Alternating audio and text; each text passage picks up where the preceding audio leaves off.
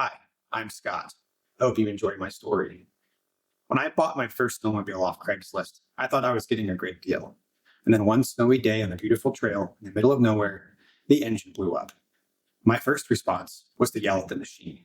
If you work on engines, you know it feels good, but it doesn't do anything.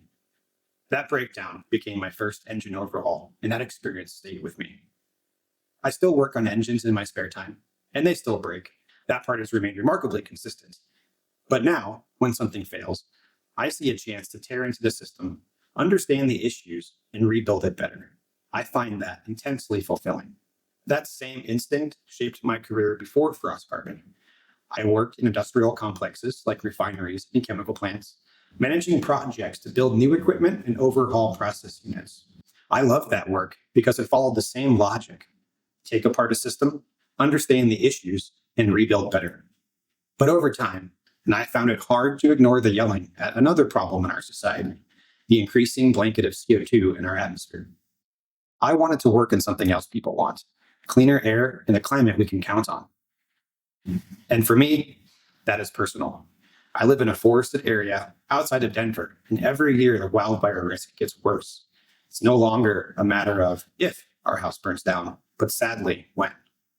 Therefore, what excites me at FrostCarbon is that we are building practical solutions.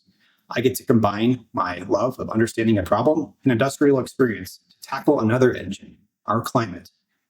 Our Frost CC process is designed to capture carbon dioxide and the other unwanted contaminants from the giant exhaust stacks you see out your car window.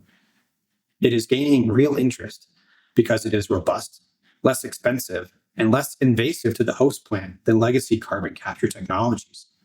It freezes out carbon dioxide using standard mechanical equipment that people can trust. Not yelling at a problem, not pretending the system is simple, but understanding it well enough to improve it. That is how I think about engines, and that is how I think about carbon capture. If this kind of conversation interests you, we hope you follow along.